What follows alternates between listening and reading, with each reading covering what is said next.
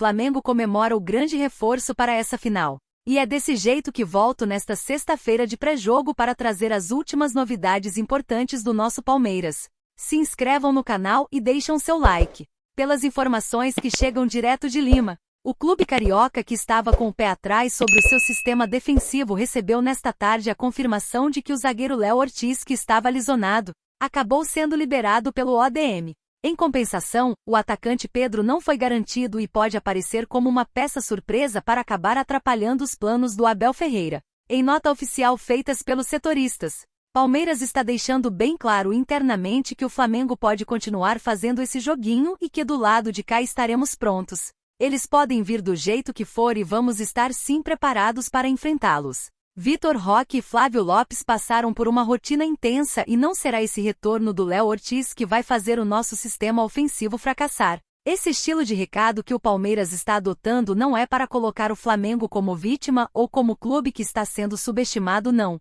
O Palmeiras não está caindo no joguinho do Flamengo. Até aqui, durante essas últimas semanas, o que eles estavam tentando fazer é aquela famosa narrativa. Colocaram o Pedro como jogador que estaria em campo, mas no final das contas não foi bem isso. E agora o Palmeiras fez do mesmo jeito, mandou recado através do Paulinho. Fez questão de colocar o atacante junto com os jogadores para deixar aquele recado de que a gente não é bobo, não. Se vocês estão fazendo isso, aqui também vamos fazer do mesmo jeito. E pode ter torcedor que trata isso como besteira, algo que não decide em campo, mas nos bastidores, nesses pré-jogos, sim, faz total diferença. Não há dúvidas de que isso sim decide títulos. Quem tiver a concentração em dia e uma confiança a mais, está um passo à frente para buscar essa taça. Não escapou ninguém. A Conmebol pegou todo mundo de surpresa e realizou os exames antidoping. A entidade confirmou nesta sexta-feira de que ontem, todos os jogadores escolhidos entre Palmeiras e Flamengo participaram do exame. E amanhã sairá a avaliação completa sobre o real estado desses jogadores. O Flamengo, que teve uma polêmica passada com a CBF sobre esses exames, dessa vez não deu nenhum pio. Do lado do Palmeiras, todo o cronograma foi feito de forma padrão. Os jogadores selecionados participaram do exame e com toda certeza não vai aparecer nenhum empecilho nesse resultado. É válido falar aqui que a Conmebol adiantou essa tomada de decisão, que geralmente acontece após a partida, por conta do calendário brasileiro, o desgaste físico e também toda a preparação que é feita pelos clubes. É bom analisar bem certos remédios que estão sendo utilizados para não acabar interferindo diretamente no resultado, com um bom desempenho a mais de alguns jogadores. E você, torcedor, que acaba ficando preocupado com essas notícias. Fica tranquilo que o profissionalismo que se encontra hoje no Palestra evita qualquer empecilho envolvendo esse assunto de antidoping. E não foi por acaso que o time, que estava assim desgastado e foi relatado pelo Abel, acabou ficando em São Paulo nessa última partida contra o Grêmio. O clube acabou priorizando esse lado físico para chegar em perfeitas condições e fazer história. Eu estou acreditando que o Vitor Roque vai ter o melhor desempenho da sua vida, porque ele sim é um touro e faz toda a diferença nesse ataque do Palmeiras. E só complementando aqui para deixar vocês bem atualizados do que está acontecendo realmente em Lima, foi confirmado que a Conmebol fez questão de alertar os clubes que, se não seguissem as recomendações impostas pelos profissionais nesse exame, iriam sofrer as consequências. Ou seja, uma punição já visando a próxima edição de Libertadores. E se isso tem alguma coisa a ver com todo o drama feito pelo Flamengo naquela toda polêmica, eles aprenderam que a Conmebol não é uma bagunça igual a CBF. A grande notícia desta sexta-feira confirma. Dependendo do resultado de amanhã, os jogadores terão a autorização da presidente para prolongar as suas férias.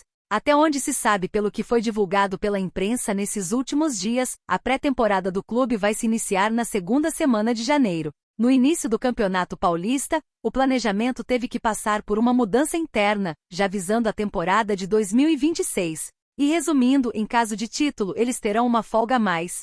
E quem entra em cena são os jogadores da base, que terão a liberdade de serem utilizados e bem avaliados pelo Abel Ferreira nesse campeonato estadual. Agora resta saber se o Sub-20 será afetado com isso, porque a prioridade máxima do JP Sampaio nessa próxima temporada é buscar a Copinha, o terceiro título. Mas para isso vai precisar da força máxima dos seus jogadores à disposição, e caso aconteça essa reviravolta no profissional, aí o JP vai ter que ceder os jovens para a disputa do Campeonato Paulista. E tem alguém aí que se preocupa com a Copinha? Para vocês, temos que ir com força máxima buscar esse terceiro título, Ou o que importa no final das contas é o profissional. Porque, convenhamos, seria maneiro ver os jogadores da base disputando o Campeonato Paulista no profissional. É esse o sonho de muitos torcedores que durante esses últimos anos, criticam muito o Abel pela falta de postura nessa questão. E comentem aí, torcedores. Sejam sinceros, porque tem muitos aí que já estão falando. Se o Palmeiras for campeão amanhã, eu sou a favor de que os jogadores voltem depois do Carnaval. Vocês fariam esse acordo? Olha que não seria uma má ideia, hein? Pelo treta da Libertadores, qualquer promessa é bem-vinda. A ESPN trouxe as informações sobre a proposta milionária feita pelo Al Hilal a Abel Ferreira, e agora eu vou trazer atualizações dos bastidores sobre isso. A emissora que está cobrindo o Palmeiras nessa reta final de Libertadores acabou revelando nessa tarde de sexta-feira em detalhes sobre o contrato milionário de 60 milhões anuais que o Abel Ferreira recusou dos árabes. Essa notícia, que saiu direto do Conselho há semanas, está ganhando uma proporção tão alta que agora há pouco chegou a confirmação de que Abel Ferreira foi o responsável por essa quantia. Ele teria pedido na primeira procura esses valores para fazer os árabes desistirem do negócio. Até então, a primeira proposta que foi oferecida era 2 vezes menores que essa. E resumindo, o nosso treinador pagou para ver, pediu um valor alto e que foi aceito. E no final ele acabou recusando mesmo assim. A gratidão que o português tem pela Leila por conta daquele pré-acordo feito onde o Palmeiras garantiu e assumiu toda a dívida faz ele manter a sua palavra.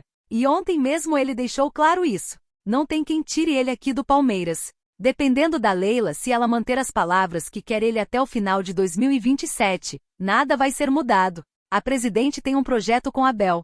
Os reforços que chegarão em 2026 promete dar uma cara nova ao nosso time e se espera que 2024 e 2025 tenha sido de aprendizado tanto para a diretoria que fez investimentos errados quanto para o Abel Ferreira, que teve pela primeira vez oportunidades de aceitar contratações, dar os seus palpites e acabou se equivocando em todos eles. Claro que nesse ponto não temos que deixar de lado o departamento de olheiros que são os responsáveis por escolher os jogadores e indicarem para a comissão técnica. Mas o Abel também tem sim a responsabilidade e a gente não pode deixar isso de lado. Mas bora manter as energias positivas de que Facundo Torres, Michael M. Martinez, essas contratações que estão sendo colocadas para muitos como equivocadas acabem decidindo na partida de amanhã. Só precisamos de um herói, um nome desse para acabar com essas críticas. O Facundo Torres, que custou quase 80 milhões de reais, se decidir esse título já está pago seu negócio. A torcida não vai indicar mais ele e vai tratar assim como Deverson e Breno Lopes. E você, torcedor, o que está achando dessa confirmação toda? Abel Ferreira, para você, tem que permanecer até o final de 2027? Vocês gostaram dessa notícia? Porque nas redes sociais está aparecendo uma divisão entre um lado a favor e um lado contra. E você, de qual lado fica? Bom, torcedor, estou ficando por aqui naquela ansiedade. Eu não sei como vou fazer para dormir hoje. Se vocês têm uma dica para mim, por favor, me ajude aí. Tamo junto, até a próxima e avante palestra!